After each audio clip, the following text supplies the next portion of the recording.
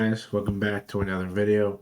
Hope you're having a great day. And with no further ado, let's get into the weekly recap now for week 11, which is crazy to say we're going into week 12. But starting back on Thursday with the Jets and the Patriots, it looked early like this was going to be a good game. The Jets go down, score a touchdown. You're thinking, okay, maybe New England has some sort of a close one, but it never really was that after that. The Pats dominated after that. Drake May still playing amazing football. And it was just reported yesterday that the Jets are moving on for Justin Fields, going to Tyrod Taylor to start the remainder of the year, which I think is the right decision because of how bad Justin has played. And that was one of my preseason picks that I thought was going to come right. It obviously horribly backfired that the Jets were going to be good this year. Um, but New York, I mean, a struggling year, but hey, hopefully they have a promising future under Aaron Glenn and Darren Muji, and hopefully this team can become a contender and not continue to rebuild. And New England, just they keep on winning. Their next two games before their bye, I think against Cincinnati and I forget who else, but they should be 11-2, or there's a path for them to be 11-2. Now there should be because there's no easy winnable games in the NFL, but they can be 11-2 entering their bye, and with the final four games, they can win 14 games and maybe get the number one seed. Moving on to the final international game, Commanders and Dolphins, and Miami. I mean, I think it's more starting to show that it is a Tua problem, not a Mike McDaniel problem, because I mean this offense was going up against a defense that is one of the worst in the league, battered with injuries, playing plenty of practice squad guys, and yet Miami had this game go into overtime to have to win it. Devon Chan, another phenomenal game. He's a building block along with Jalen Waddle and some of these other guys. The defense the past couple of weeks has looked much better without Jalen Phillips. Not saying he was the problem, but maybe this team, they can get some wins down the stretch, maybe finish with 6, 7 wins, um, and move on to next year with Mike McDaniel and most likely Tua because of the contract, but maybe they, bring in somebody else, whether through the draft or free agency or a trade, to maybe give this team a better quarterback for the long term. For Washington, I mean, they're 3-8 heading on the bye. It has not been a good year, and with their final 6 games, it's hard to see them winning any of those. Now, they probably will win one or two and finish with a better record, but it is a lost year for Washington, and hopefully Adam Peters can enter the offseason and actually bring in guys to help this roster continue to grow off of the 2024 campaign. Because if he does the same thing he did this past offseason, Washington is never going to sniff an NFC championship game, even with a healthy team. Moving on to the 1 o'clock slate, Panthers at the Falcons. I mean, this Carolina team is so confusing. One week,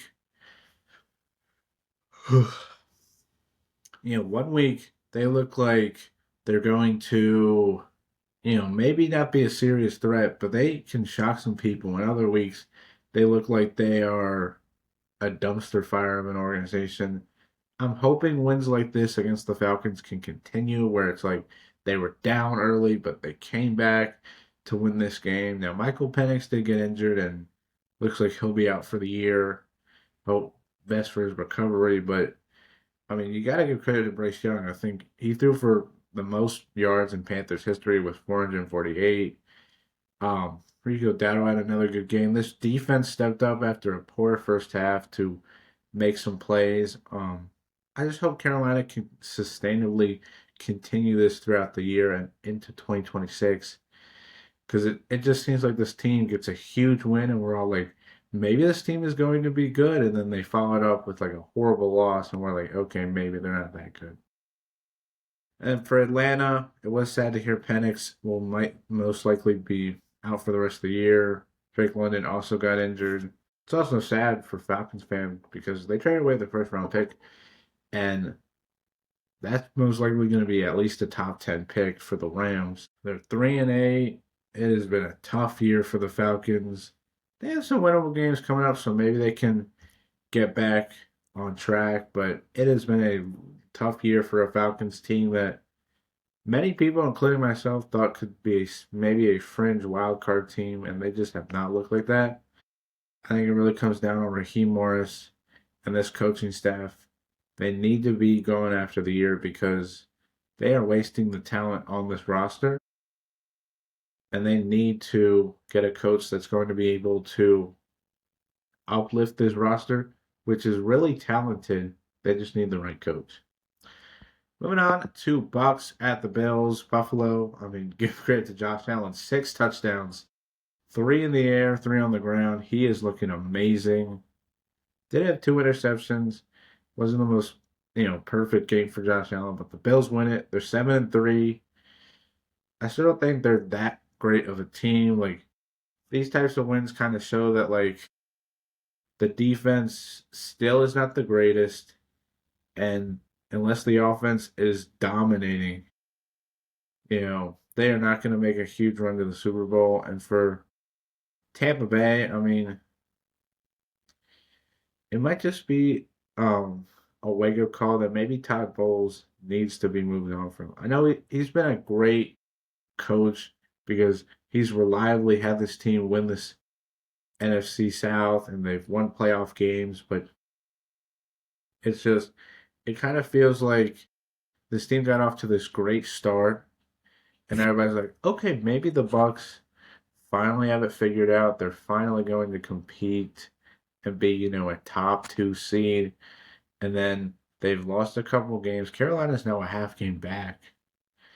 And they have the Rams next week. And it's just kind of looking like maybe the Bucks need to move on from Todd Bowles, bring in a better head coach to elevate this roster just like Atlanta so they can seriously compete with the top tier teams in the NFL. Although Bowles is a good coach, I'm not saying he isn't. I'm just saying he's not a great head coach where it's like he's going to have the Bucks win the Super Bowl.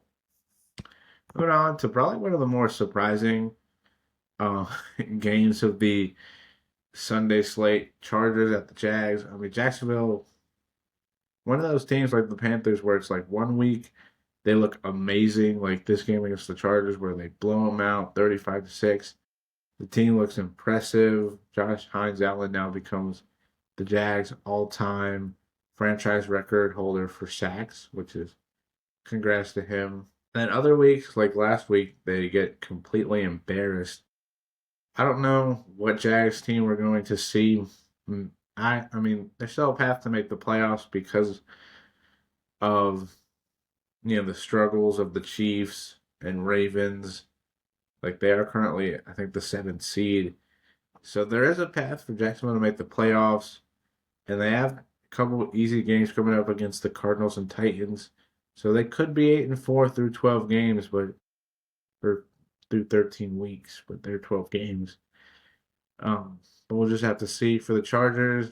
And this is just another game where this is why the Chargers aren't going to be serious threats this year. This offensive line is completely battered and bruised, and they're not getting either guy back in Slater or Alt, and they can still make the playoffs. 7-4. There's still a path for there, but I don't think they're serious contenders because of how bad this offensive line is. Because if Justin Herbert is going to have to run around all throughout the playoffs, there is no sustainable way that they make it to the Super Bowl, let alone win at least one playoff game. Moving on to an NFC North clash, Bears at the Vikings. And I mean, this is another game where it's like older regimes in Chicago never would have won this game. And it's true. Like older regimes, Matt Nagy, Matty Rifloos, even John Fox probably would have lost this game, and it would have been like, the Bears being the Bears again. But no, this team probably shouldn't have been this close because of how great the Bears were dominating the Vikings offense. Um, which is kind of surprising when Chicago's secondary isn't exactly great household names, but they were able to shut down a Minnesota offense, and this team made enough plays, that huge kickoff return to lead to the game-winning field goal, and the Bears are 7-3, first place in the NFC North. They have a game against the Steelers, which could be a win. They could be 8-3 before that Black Friday game against the Eagles. And maybe Chicago's the surprise team to win their division this year with how wide open the North is because of Detroit and Green Bay's struggles so far. For Minnesota, I mean, I think we all can agree that JJ McCarthy isn't the whole issue, but he is a part of the problem in Minnesota. I mean, outside of the fourth quarter against the Bears back in week one and a couple weeks ago against Detroit, he has not been very good. And, his the late game heroics of this game made it seem like, oh, Minnesota was going to once again beat the Bears, but nope. Um, and I mean, JJ McCarthy, he's not the whole problem, but he is a part of it. And, well, I don't want to give up on McCarthy because he is young. It's only his fifth career NFL game. Um, or fifth start, I should say. But it's just, I think we're all going to know, looking back, that they should have kept Sam Darnold, um, because he's been amazing.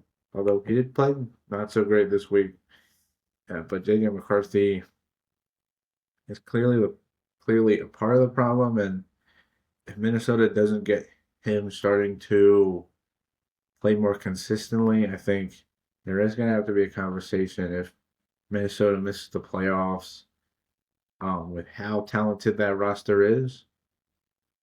I think there has to be a conversation with J.J. McCarthy. Moving on to Packers at the Giants. I mean, this was a game that Green Bay needed to win after back-to-back losses where the offense could not really do much, and it felt early on like this was going to be another loss. Like the Giants were moving the ball really well on that Packers defense. Jordan Love and Josh Jacobs both got injured in this game. Love did come back, Jacobs did not. So that is something to monitor. But a gutsy win by the Packers to be 6-3-1, keep their NFC North hopes alive. With Detroit losing, there is a path. Chicago is 7-3, but there is a path, and it was a great win.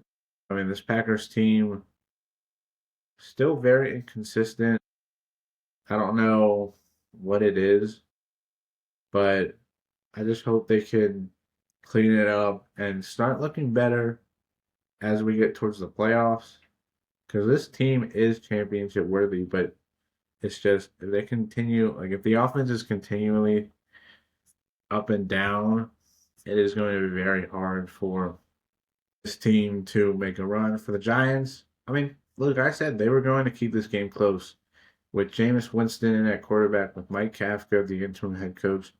The Giants were going to come out and fight in this game, and they did.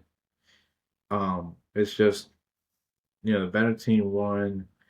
I hope after the season, Shane Bowen and Joe Shane are fired and the Giants completely bring in a whole new staff to help out this team, because if they keep those guys around and just bring in a new head coach, it's going to be the same thing they did the past couple of times when they fired a coach, and it's just not going to work out. Moving on to an AFC North clash, Cincy at Pittsburgh. Steelers keeping those AFC North hopes alive, but I mean, with how hard their schedule is coming up, I don't see them um, winning it. But hey, the defense playing much better the past couple of weeks.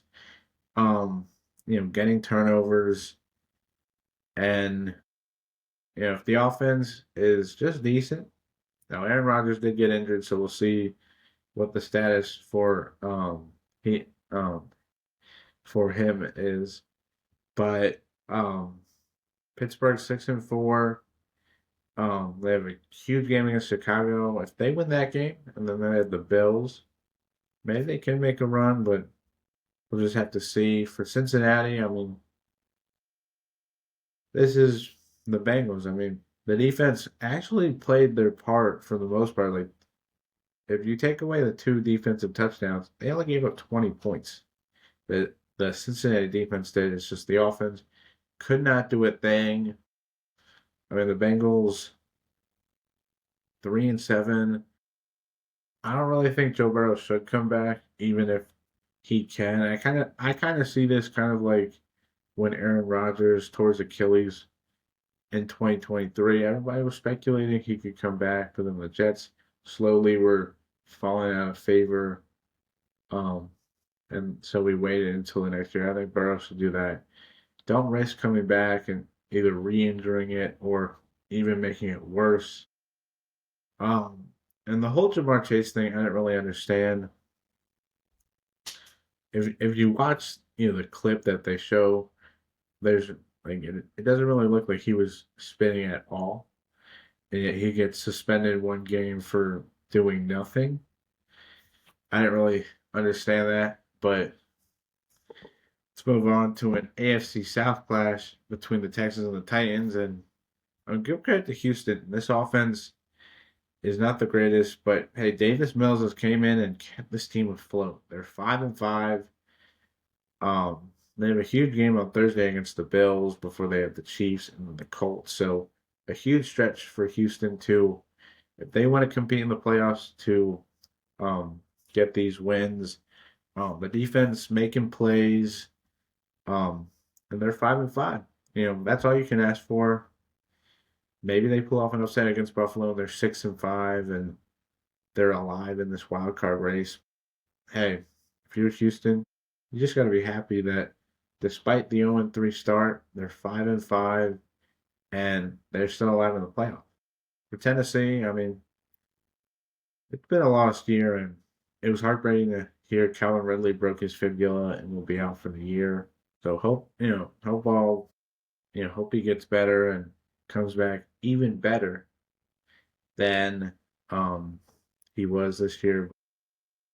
I mean, this Titans team just is not very good. Cam Ward, is just trying to do something, but with not much on offense and with the defense playing well, they're 1-9. Hopefully, maybe they can finish with the first overall pick and they're able to trade that away and get a lot of draft capital, kind of like the Bears did when they traded away the first overall pick in 2023. And maybe Tennessee can build off of that and be able to sustainably build around Cam Ward, because if not, I mean, this Titans team might just be going into the cellar for a while. Moving on to Niners at the Cardinals and NFC West clash. Um, and Brock Purdy came back from this game, and the Niners looked really, really good. They're 7-4, still alive in the playoffs. They got Carolina next week. And there's a path for them to make the playoffs. I don't think they're going to win the West because of the two teams ahead of them, but they can still make the playoffs despite all these injuries, which is crazy to say. But yeah, despite all the injuries, San Fran can still make the playoffs, and that's going to be a win for them.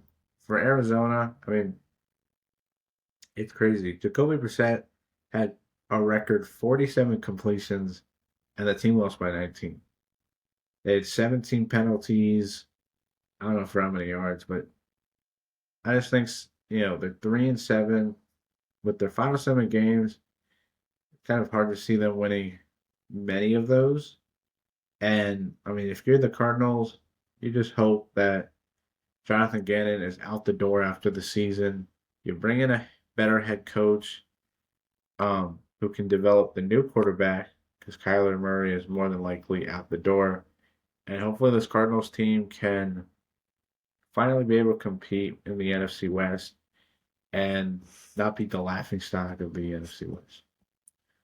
Moving on to the other NFC West class, Seattle at LA. And hey, this Rams team is one of the best. There's a reason Matthew Stafford is in the MVP conversation. And the reason why this team can win the Super Bowl. I mean, this defense is amazing. Despite the offense, early on being great, but then kind of being shut down by a good Seattle defense. I mean, LA's defense played amazing against a Seattle offense that was clicking on all cylinders. I mean, they had won four straight and were putting up, astronomical numbers. And LA's defense played amazing. They once again made Sam Darnold look like the Jets version of him. And hey, they're 8-2. They have a huge matchup next Sunday night against the Bucks, and there's a path for them to be the top seed. I know Philly is right now, but there's a path for them to be the top seed and make a huge run to the Super Bowl and maybe what could be Stafford's final year. For Seattle, I mean, what can I say? The game was super close because of this defense, but I mean, Sam Darnold not looking that great. And he's had a turnover issue the last couple of games. Honestly, I mean, they're 7-3. They still have a path, to making the playoffs and going deep. But if you're Seattle, it is, hard to see once again this team fall just short of beating the Rams. You remember last year, the defense was shutting down LA's offense, but Geno's pick six, along with a couple other plays, led to the Rams with that huge win in Seattle. That was the reason the Rams ended up winning the division, despite them both finishing 10-7. And they're 7-3. They still can win out and make the playoffs, but it's just hard to see Seattle making it that far. Sam Darnold continues to have these turnover issues when he plays really, really good defenses. Moving on to an AFC North clash, the Ravens at the Browns, and I mean, Baltimore should not have won this game. The offense could not do anything, but I mean, this defense, the last couple of weeks has been great, and I mean, it's kind of just like last year. Like early on, there were struggles. Defense was giving up all these points, and then they move some things around, and the defense becomes a better unit. And hey, they're 5-5. They won their last four games, and they have a chance to take over the AFC North next week if they win and Pittsburgh loses, and then they have a straight path. I mean, outside of like playing Pittsburgh twice, New England, and Green Bay, the rest of Baltimore's schedule is pretty easy for them to win the rest of those games and then maybe win at least two or three of those other games I mentioned. They're still a serious threat. I mean, if this offense, this offense also played a very good Browns defense. So if this offense um just is playing decent enough, they're not turning the ball over, and this defense plays amazingly, I don't see why they aren't going to be Super Bowl contenders. For Cleveland, this is a winnable game. I mean, and they had the lead there, for a while in this game. I know everybody wants me to bring up Shador and him finally getting to play, which I'm glad to see. I hope he remains the starter for the rest of the year, and we can see him. We can see what he can be, but he was not that great. Had some good moments, some good passes, good run late in that game to give Cleveland an opportunity. But I mean, I think there was a reason he was a fifth round pick. That's because the NFL, was trying to show Shador that he's not that great. I think it's because he really wasn't that great of a player. We'll see, how he does, if he becomes a starter next week, which I hopefully want him to do. I think Cleveland, there's a lost year. And I mean, I understand the situation is bad. I don't think Shador, with the way he played, really gives anybody really that much excitement. And Cleveland's more than likely going to finish with a top five pick. And yeah, moving on to an AFC West class, Chiefs at Broncos. And I mean, give credit to Denver. This offense has not been the greatest. But they consistently get the win because this defense is so great, and Bo Nix makes timely plays. Yeah, I saw somebody compare Bo Nix and Jalen Hurts, and I kind of agree. Both guys aren't that great of an athlete. You know, aren't really great, and kind of rely on the players around them, the scheme, the great defense to really um play well. Look, Denver's on an 8-game winning streak. They head on the bye. Now 2 games ahead of the Chargers. And they have a stranglehold on this division. So I give credit to Denver. A huge win. Because a lot of people, including myself, thought the Chiefs were going to come in here and expose Denver. That did not happen. The Broncos are, I don't want to say a serious threat because, I want to see them play in January, but this team is for real. For the Chiefs, I mean, are they going to miss the playoffs for the first time in the Mahomes era? I mean, it is crazy. He is not playing that great of football. No, he's still the best quarterback in the league. Don't get that. People saying he's not the best QB in the league are just people hating because he's not playing the greatest right now. But I mean, he missed wide open throws. The Chiefs offense is not really playing the greatest, despite being, mostly healthy at the receiver. I mean, this defense for the Chiefs continues to keep them in games, but they're 5-5. They have a huge matchup against the Colts next week. If they lose that one and they're 5-6, I mean, it might be a hard way to get back to the playoffs if you're the Chiefs. And maybe this is the first year in the Mahomes era where the KC just doesn't have enough to compete and win the Super Bowl. That you can never count them out, but it's crazy that they're 5-5, third place in the West, and currently outside the playoff picture. Moving on to Detroit at Philly. I mean, it was a bad call at the end. It should not have been PI, or at least it should not have been DPI. It should have been OPI. But even if that call gets reversed and Detroit gets the ball back, the Lions are not winning this game.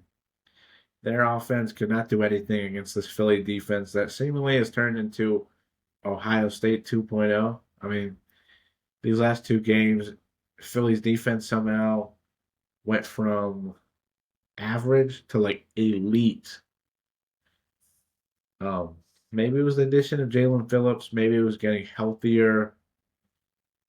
But this Philly defense is looking for real, and they're 8-2 right now, top in the NFC, and they can still make a serious run.